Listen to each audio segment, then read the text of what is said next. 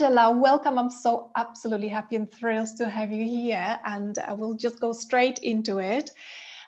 Could you share, because I'm sure the ladies are super curious, could you share with the ladies what your love life was like before you started the mastermind? So you were part of let's just remind people what you did. So you did the program called Calling in Your Forever Partner. And it was, we started in August last year, right? So if you could tell us, like, what was your love life before? Yeah, so I had been married for almost 10 years and then I had dated a little bit after my divorce and one or two boyfriends before my marriage. And so the guys I used to be attracted to were usually quiet, tall, skinny guys. And I would usually initiate, I would develop an intense crush and then I wouldn't be able to take it anymore. And I would take a step and tell them I like them. And then it was always something like that. They kind of went along with it and I could never shake that feeling. And I had never really been in a relationship where the guy pursued me and really wanted me and loved me as I was or am. Yeah. So what was like, if you were to say, like, what kind of relationships you had with those guys? What characterized them? I often felt ignored, neglected, not important, not heard, not known, not really known even. Yeah. So a little bit like invisible, right? Invisible, yeah. Yeah. Okay. So that's like your past, your story, and then if you could tell us a little bit about, like, what have you started experiencing in terms of changes? Because it's like a lot of changes are coming during the program. And obviously there were challenges, right? We were riding the waves, right? Which we knew would happen, but there were also other changes. So any kind of aha moments, any kind of transformations and insights, if you could share with us. Yeah, so the biggest change is some sort of inner peace and just kind of, I would call it a true confidence, paired with just peace. I don't feel incomplete anymore. I don't feel like I need to yawn for a guy and I need to take steps and I need to do something to earn a relationship or to convince somebody to like me. It's just a really peaceful state. Yeah. So did you get into that state during the mastermind? Like, did it just come upon you at some point, or how did that work? Yeah, at some point I remember telling you, I didn't recognize it as something positive at first. At first it was like, Nishka, I'm okay with myself. I don't even know if I want a partner anymore. It was gone. This inner longing or this incompleteness. And then it's like, wait, why am I doing the program again? I think I'm just cured from wanting a partner. And you left it at that. You didn't tell me, no, you need a partner. It was just, I was okay the way I was. Yeah, so there was like no desperation. You just became happy with your life. And I remember there was this change where you suddenly started to, like, look so glowing and radiant. And you even sent us a picture, do you remember, into the group? Yeah. Like, look, this is me before the program and this is me now. And we could, like, literally see the difference in the way I remember that day. It was so bizarre. My housemate had asked if I wanted to go for a drive. She has a hard time walking, so just drive into a beautiful area and sit on a picnic bench and look over a valley. And I don't know, I put on a little makeup, but just, I used to just do makeup to either try to look okay at work or try to impress a guy, and it was different that day. And then we're just driving around the countryside, and then of course we got lost, and then we had to ask people. And I remember we stopped, and this guy in a truck gave us directions, and he stared at me. He's talking to her, and then he's staring at me. Like, wow. I felt magnetic. That I remember that switch. We're like, oh, that was the shift from feeling incomplete, feeling like I have a hole in myself that I need to fill and I need to earn to get somebody. And then I was okay by myself. And then that day it's like, oh, I'm magnetic. Yeah. And it was so like noticeable. It was as if you had like a glow around you, like, yeah. It was so interesting to observe. Okay, so tell us maybe more about where are you at right now? Yeah, so I'm in a relationship, and it's easy.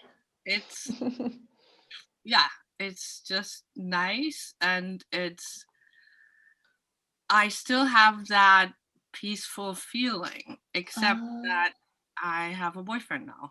So it's not, it hasn't shifted back to like, oh my God. And I thought, I remember the first few weeks, I was like, wow, every time I was with this guy, I was without makeup and I didn't even notice. So yeah. So now I put on some makeup this morning because you're recording or for work or volunteering, but that was completely different. So I feel at ease and just good, and I don't have to do anything. I don't have to earn love. I just really appreciate this guy, and I'm so sure that he appreciates me. Wow. So how is this different from, you know, the relationships you had in the past where you felt like invisible and ignored and It used to feel like work, like stressful. If I didn't have a relationship, I felt alone. But if I was in a relationship, it felt stressful, like a job that doesn't suit me, that doesn't match my skills. And there didn't seem to be a solution. You know, I was either lonely and missing somebody, or in this, difficult relationship. And what was difficult in the past? Like, what was the difficulty coming from? Why did it feel so stressful? Yeah, I think the change that the mastermind program brought about was that I feel whole and I like myself the way I am. And I used to think I'm just not enough. I somehow need to work for love. And trying the guy to get to listen to me, to want to get him interested in me. But whoever I was with, they were just genuinely not that interested in me, Yeah. So what's different now? Like if you were to compare, okay, those relationships, they were not interested in you. And I hear what you're saying, like it felt like a hole, like you needed to prove something. And now it feels like ease, but like what else is different? Is he like paying attention to you, or is like, how does that work? Yeah, he pays attention to me all the time, but in a natural way, not over the top or manipulative or anything. Yeah, so he knows stuff about me that I wasn't even aware of. He makes a mental note about what I like to eat, or things that I talked about where I lived or where I'm from, and then he cooks for me and wow. It's like, whenever I get there, he's always charging my cell phone and giving me gloves and giving me a hat, and it's just, he's just there for me, and he gives everything he has. I mean, Oh, this is beautiful. So that's the difference, right? so different. Yeah. And then I think the other difference, that what's very important to mention, you know, when you, so I'm in my mid 40s, and then when people are approaching, they're trying to, you know, get married again, it's the second time or a second marriage, or later in life, everybody talks about how important the shared interests are.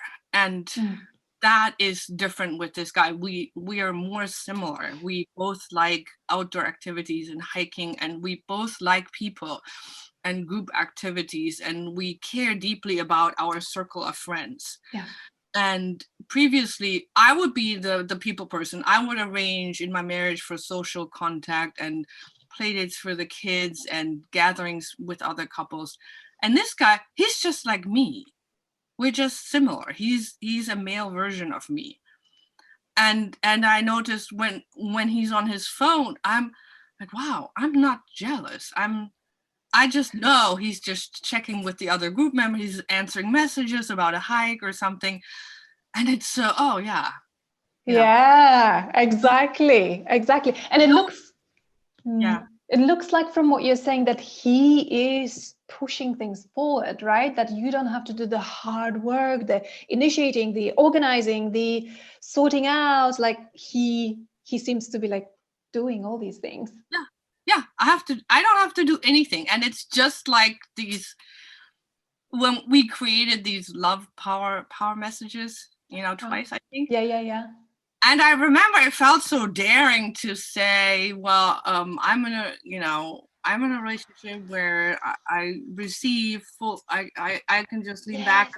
And I thought, that was so daring. What? That's what? I don't have to do anything? Is that even legit? You know, can that be in a relationship that I just receive?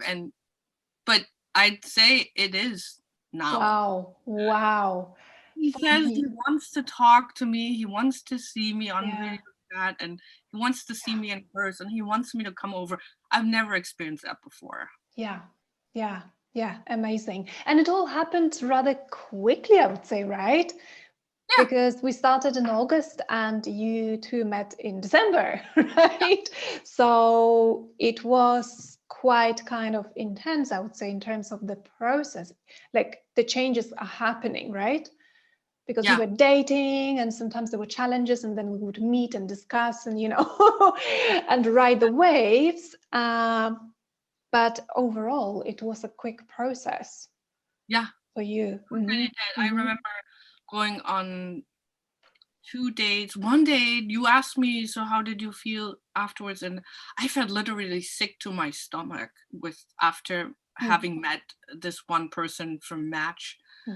And then another one that it was extremely draining, and it was so helpful to recognize it. There's nothing wrong with me. It's just that this is not a good match. I need to stay away from this contact. Just not engaged. It's not healthy for me. So you mean you learned to kind of tune into your energy, as in, you know, if the person doesn't feel right for me, I just trust it. And it's just not the right person, rather than analyzing, oh, maybe he's done this because of that. And or maybe I should have said this, maybe I shouldn't have. No, just made me sick to my stomach, and just no. No, doesn't feel good. No. And, you know, saying no to negative energy, I think we recognize the good energy. The meeting this guy was just recognizing him. It was not looking for or finding or making myself attractive. It was just that I recognized him.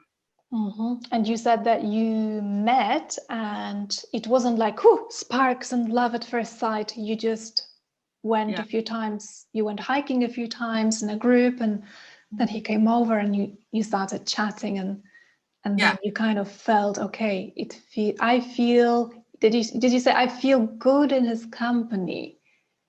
Yeah. Yes.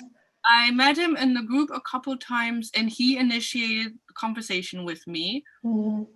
And at first it was neutral. He was just a guy in the group. I had recognized another guy as the these excuse me, Yes. my old pattern, the quiet guy. I Mm-hmm. held back and did not initiate conversation.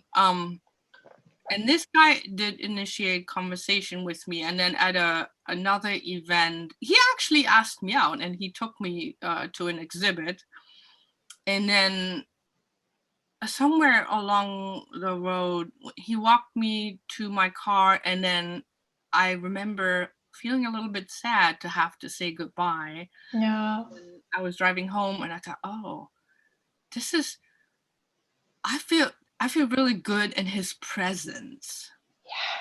That was it. It was the Yes. recognizing the energy. It was nothing about the way he Yeah. looked or what he said or did. It was just recognizing the good energy.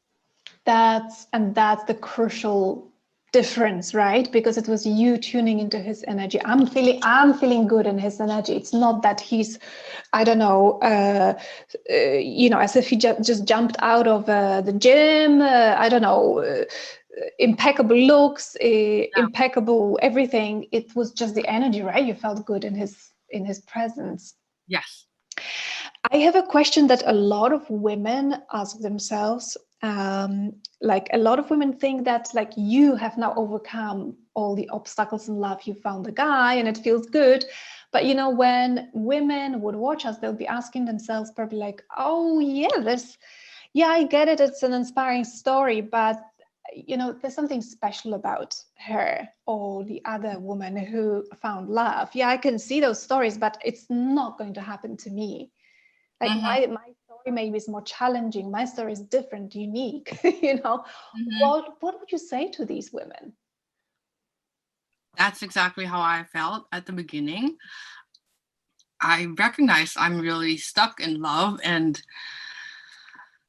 it was a big risk.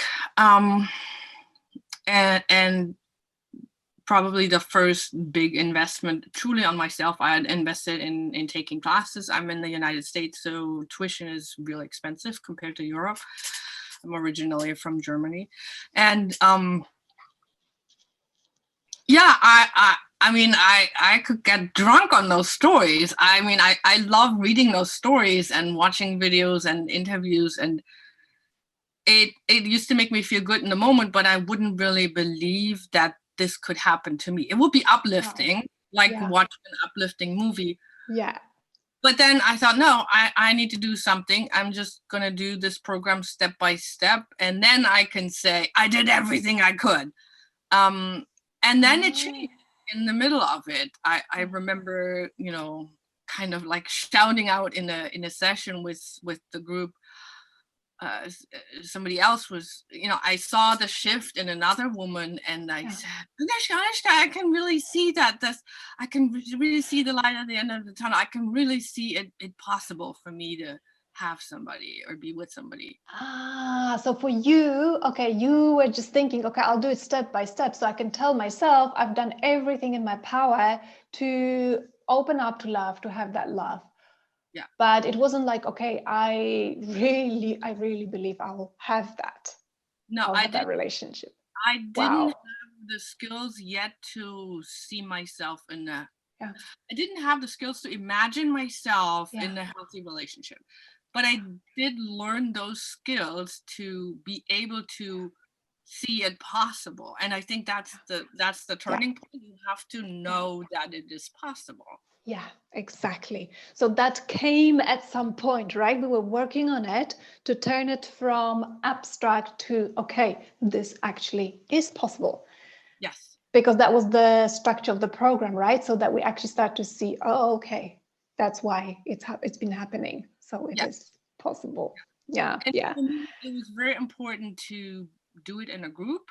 yeah, It's very important for me to see the shift in the other women, yeah, to recognize myself and the other ones. And yeah, sometimes I would be the opposite. There was one classmate who was more shy and quiet, and she was almost more like the female version of the guys I used to be attracted to. yeah, Um, yeah, it's the group dynamics and the input from the other women is just so important. That yeah. helped me lot. Yeah, I agree. I think it really helps. And the question, was it worth the investment? Because I know it was high for you, right? Yes, it was very expensive for me, and I mean, I did have the money in my savings, and I had basically had the choice between, doing my teeth. I Mm-hmm. used to have braces when I Mm-hmm. was younger, and I live in the United States, and very straight, very white teeth. And I thought that would help me, look more attractive, or Wow. I could skip that and take this course. And oh my God! So now I actually love my teeth. Without the treatment, right? I love my teeth without the braces. Yeah. And I got all the benefits of the program. And I have this what you're saying, lasting love expert. It's a lasting love of myself and knowing that love is there for me and for other people. Love is there. It's just a core security, and I think that's priceless. I think I would even pay twice as much for that. Yeah. If I Yeah. knew ahead of time I would get this. Yeah. Yeah. Yeah. But it's interesting That because expensive, people wouldn't sign up for it. yeah, yeah. I mean, sometimes people say, "Oh, yeah, I would like to do it, but it's so expensive." But you remember we had a chat before the recording, and we're talking about it that, in our culture, we are not used to investing in ourselves. And, we would invest in our education. Like I invested thousands in my degrees. I Mm-hmm. invested in languages, we invest in a doctor, we would invest in a therapist, maybe we would invest, like we would invest in lots of things. But Mm-hmm. this is a different investment, right? This is an Yeah. investment in yourself and in your happiness, basically, right? And it was definitely a risk. It was not like, oh, here's the curriculum, here's the professor, here's if I have this course done or this degree, I get that job. It was a total risk. It was a risk. Yeah. Yeah, yeah. So what would you say about that risk? Because you could feel that, okay, I am now taking that risk. Yeah. I think there's no way to lose, or it's never going to be a waste of money unless you never show up. As long as Yeah. you pay and then you attend, you're just there, even if you can't make every session, you come, you listen, you log into the group, you get something out of it, and it may not show up right away, but it's a lasting result. Yeah. Yeah. What would you say to me right now if you happened not to have met your guy? So we are now in February, you haven't met your guy yet. What Mm-hmm. would you be? It's a spontaneous question, but yeah, because you're saying it's a lasting effect. But yeah. I would say I at the end of the class there was something that I understood as homework, and on the list was something to do something outside your comfort zone. And for me, that was to sign up for the singles club. And I would tell you, well, I did it. I signed up, and I'm having so much fun. I'm meeting nice people. I feel so at home in this group, and they actually made me a host, somebody responsible for the tickets for an event, pretty much right away, because another woman said, oh, Andrea would be really good at doing this, and I feel so known, understood just by that group. Yeah. And I don't know, I would tell you, I don't know when I'll meet my guy, but I'm sure, everything is okay. I will. Yeah. So, that's like tangible outcome in the form of the guy. You would still feel like, okay, I still have like that change and that outcome, even though he's not here in front of me yet. Is that Yeah. what you're saying? Yes, and then Yeah. I forgot to mention work. So I also had a change in work. It inspired me to just go back to during COVID, my teaching kind of fizzled out a little bit, and I had worked part-time at a craft store, and I kind of missed being in that store and somehow it was this listening to intuition and inner energy. And I remember going to that store and they said, "Oh, can you come back? You know, we miss you." So that was a track, you know, where, Wow. or maybe that was even the start. What, they want me? I'm like, yeah, okay, I'm available. I can work here again. That was the first change, right? The first big change before you manifested the, like, yeah, I don't like to use that word, but because everything is there, you know. But it kind of manifested itself. It came physically. The job came first, right? Yeah. Mm-hmm. I think I really like the word recognize. I recognize the guy, not even found or attracted or anything. Yeah, exactly. But he was there. I took the step at the edge of my comfort zone to go to that group. Yeah. And then I recognized him as he is my guy. So in a way, it's pretty amazing because it was not about you like, okay, I'll be running around, I don't know, some clubs or, you know, cocktail bars to meet a guy. It was, well, okay, I'm going to have a happy life and just go hiking and go to other activities in this group. It wasn't like you were not thinking about dating, even you just did it for yourself, just purely for yourself. Yeah. And no initiating, and it was just okay. So it was like energetic, was like opening up, like, okay, I'm open to life, right? But you happened to be ready at that point, and it just happened very, very organically, right? Yeah. So Angela, sorry, we need to talk about that, how I said in the beginning, what is the guy in February? So, ladies, Angela, that was brilliant. When Angela was signing up for the program, you said, Angela, what did you say to me? So the program started in August, and then one of our first kind of homeworks was to kind of imagine, you know, celebrating Christmas or somehow the holidays with our forever partner. And I struggled with that because I was thinking, so I had my divorce was done, but there was something in court coming up in February, and I several years of back taxes to do, didn't do in the years prior to the divorce, and lots of like disorganized documents and just stuff from the pandemic, and just like a little bit of a messy area. And I thought, yeah, you know, in February I'll make a plan, and I'll work through so that it's all complete in February, and then I'll be worthy, or then I'll be in good shape, you know. For some people it's working out or the straight teeth, or for me it was to be organized. And I couldn't imagine to get all of that done by December. And so I said, Agnieszka, would it be okay to want a guy in February? I'm not ready. I don't want him in December. That was brilliant because it's like placing in order. Can I please have him after February, right? Yeah. But that was super funny. But the interesting thing is that we discovered that, you know, that you had this idea that I can only attract love when I sort out, I don't know, my finances or my course or become organized. So in other words, like, yeah, I'm incomplete in some ways. Yes. Something is broken, so I can't. And it's good that we discovered it, right? Because you got to kind of accept all of you as you are. Like, yeah, I'm ready as I am. I'm not perfect, but I'm ready as I am.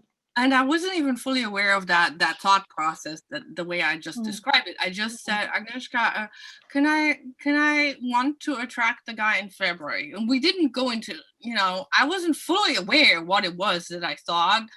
But then towards the end of the course, we figured out that that's some sort of like a stumbling block. And then we added that into my love power statement, you know. Yeah.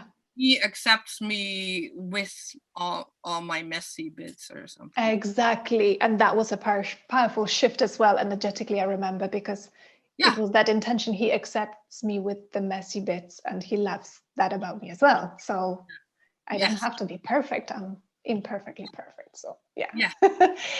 Angela, what would you say to women who are like kind of on the fence and not sure, should I do it? Should I not do it? I don't know. I would like to, but like, if you could give them like one word of advice, one sentence of advice, like the final thought?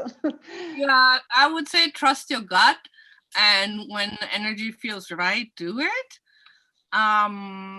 Even if you just decide to do it, you will find the money somehow.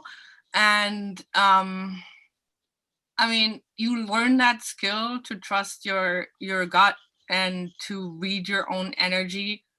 You learn that in the course, so it's hard to ask you to use that skill when you may not have it yet, but it's worth it. I would just do it and show up, and you can only gain something from it. Yeah.